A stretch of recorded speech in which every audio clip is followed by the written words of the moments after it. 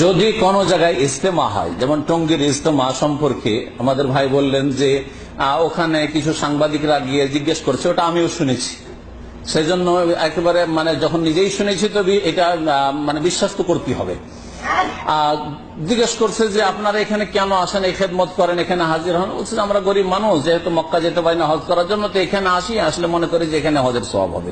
এইরকম আকীদা যদি রাখে তো এটা বিদাতি আকীদা তো নিঃসন্দেহে, বরং এটা শিরক পর্যন্ত পৌঁছিতে পারে।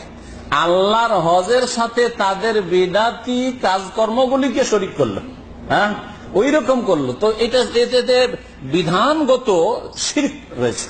হ্যাঁ, বিধানগত আল্লাহর বিধানের সমতুল্য মনে করছে তারা মানুষের তৈরি করা কিছু বিদাতকে। সুতরাং শিরকেরও আশঙ্কা রয়েছে এদের, অর্থাৎ শিরকি জীবন এদের। কিন্তু এইসব যদি আকীদা না রাখে, ধরেন এইসব আকীদা রাখে না, কিন্তু মনে করে যে ওখানে কি জন্য হাজির হচ্ছি, কিছু দিনের কথা সেই, তাহলে বলবো যে এখানে যে আপনারা এসেছেন, এখানে আসলে সওয়াব হবে কি হবে না, কেউ যদি প্রশ্ন করে, এর উত্তর কি হবে? সওয়াব হবে। এখানে এসে যদি শিরকি আলোচনা, বিদআতি আলোচনা হয়, সওয়াব হবে না গুনাহ হবে? এখানে এসে যদি ফিল্ম দেখানো হয়, সওয়াব হবে না গুনাহ হবে? এবার বুঝতে পারলে, তাহলে বোঝা গেল যে এক কথাই বলবেন না যেখানে আসলে সওয়াব হবে। কখন সওয়াব হবে? এখানে এসে যদি আল্লাহ এবং রসুলের কথা বলা হয়, কোরআন এবং হাদিসের কথা বলা হয়, ওহীর কথা বলা হয়, তাহলে সওয়াব হবে। আল্লাহর রহমতের ফেরেশতারা ঘিরে নেবে, আল্লাহর পক্ষ থেকে প্রশান্তি নাজিল হবে, আল্লাহ পাক তার আরশ আযমের চারপাশে আলোচনা করবে যে আমার বান্দারা বসে দিন শিখছে, দিন শিখাচ্ছে। জি, যদি ওহীর কথা শিখানো হয়। কিন্তু মন গড়া কিচ্ছা কাহিনী, আর কবর থেকে হাত বেরিয়ে চলে এলো, আর কে চুমা দিতে লাগলো, এক হুজুর গেল গিয়ে ওখানে করে সালাম পড়লো, তখন ওয়ালাইকুম সালাম ইয়া ওয়ালাদি, হে সন্তান তোমাকে সালাম বলছি। মা আয়েশার জন্য কখনো সালামের জবাব আসলো না, আবু বকরের জন্য সালামের জবাব আসলো না, উমরের জন্য সালামের জবাব আসলো না নবীর কবর থেকে। আর হাতও কোনোদিন মা আয়েশা স্ত্রীর জন্য বেরিয়ে আসলো না যে হাত খানটাই কিছু বা দিবে মা আয়েশা, কোন বিবির জন্য বেরিয়ে আসলো না। আর এই বিদেশি মোল্লাদের জন্য, সুফিদের জন্য, ভণ্ডদের জন্য নাকি নবীর হাত বেরিয়ে চলে আসে, মদিনা গেলে নাকি হাত বেরিয়ে চলে আসে। বুঝা গেছে? এই সব কথা ফাজাইল আমল তবলিগি নেশাবে আছে, আর এই কিতাবকে কেন্দ্র করে এই ইজতেমা হচ্ছে। সুতরাং ইজতেমাটি কোন নেকির ইজতেমা নয়, বিদাতি ইজতেমা। আর বিদাতের সম্মিলনে যদি হাজির হন, কি হবে, নেকি হবে না গুনাহ হবে, এখন আপনারাই ডিসাইড করেন। কি বলবেন, নেকি হবে গুনাহ হবে? কারণ ওহীর মজলিসে হাজির হননি, কিচ্ছা কাহিনীর মজলিসে। আর কবর মাজার পূজার দিকে ডাকার দিকে ইনডাইরেক্ট ডাকা হচ্ছে। কিছু হচ্ছে ডাইরেক্ট ডাকা, বেরোলবিরা ডাইরেক্ট কবর মাজারে এসো সিজদা করো। আর এরা করে কি ইনডাইরেক্ট ডাকে। আরে কবর থেকে যখন হাত বেরিয়ে আসতে পারে, কবর থেকে যখন সালাম বেরিয়ে আসতে পারে, তো কিছু দিতে পারবেন না? দিতে পারবেন না?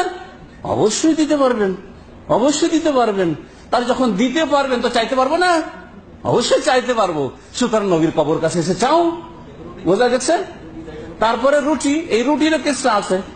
এক লোক আসলো, আর আসার পরে মসজিদে নবীতে এসে বলছি, ইয়া রাসূলুল্লাহ খুব ক্ষুধাও লেগেছে, আর কার বাড়ি ভিক্ষা করতে যাব, আর এই ক্ষুধার অবস্থায় আপনার মেহমান হয়েছি, কি খাওয়াবেন না খাওয়াবেন আপনি বুঝেন। এই শুইলাম, শুয়ে গেছে, একটু পরে রুটি চলে এসছে। নবী একবার রুটি হাতে নিয়ে চলে এসছে, এই বিশাল রুটি একবারে, বুঝছেন। বলছে যে রুটি খেতে খেতে অর্ধেক রুটি খাওয়া হয়েছে স্বপ্নে, তারপরে ঘুম ভেঙে গেছে। ঘুম ভাঙলে রুটি থাকে না থাকে না? থাকে। আপনার স্ত্রী খুব আদর যত্নে খাওয়াচ্ছে, আর খেতে খেতে অর্ধেক খাওয়া হয়েছে, অর্ধেক থালাতে আছে, গোস্তটা খাননি। কারণ বাংলাদেশে খাওয়া তো সিস্টেম একটা একটা করে, সবজি ভর্তা এইটি খাওয়া হয়েছে, গোস্ত বাকি, মাছ বাকি, আর ঘুম ভেঙে গেল। কত মনটা খারাপ হয়, রে গোস্তটাই খেতে পেলাম না, মাছটাও খেতে পেলাম না, ঠিক কিনা? সব গেল। এটাই জানা আছে কমন সেন্সে, তাই না, যে এর ব্যতিক্রম হয় না।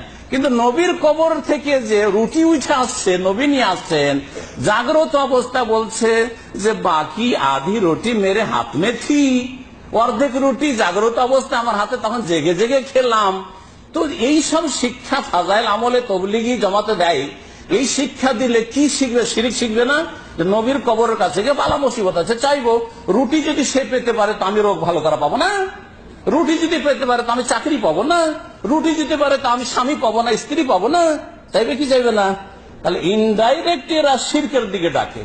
আর বেরেলভিরা ডাইরেক্ট আটরসিওয়ালা মাইজ ভান্ডারি আর যারা রেজবি এরা ডাইরেক্ট কবর পূজার দিকে ডাকে, আর এরা ইনডাইরেক্ট হ্যাঁ এমন লুকিয়ে লুকিয়ে শিরক করে, সব ওই আকিদাই রাখে সুফিবাদের, কিন্তু একটু লুকিয়ে লুকিয়ে লোকজন টের পায় না, এদেরকে হক্কানি বলে, আহলে হক মিডিয়া বলে। হ্যাঁ না, এসব আহলে হক মিডিয়া না, এগুলো বাতিল মিডিয়া, শিরকি বিদাতি মিডিয়া। আল্লাহ পাক যেন এদের অনিষ্ট থেকে হেফাজত করে।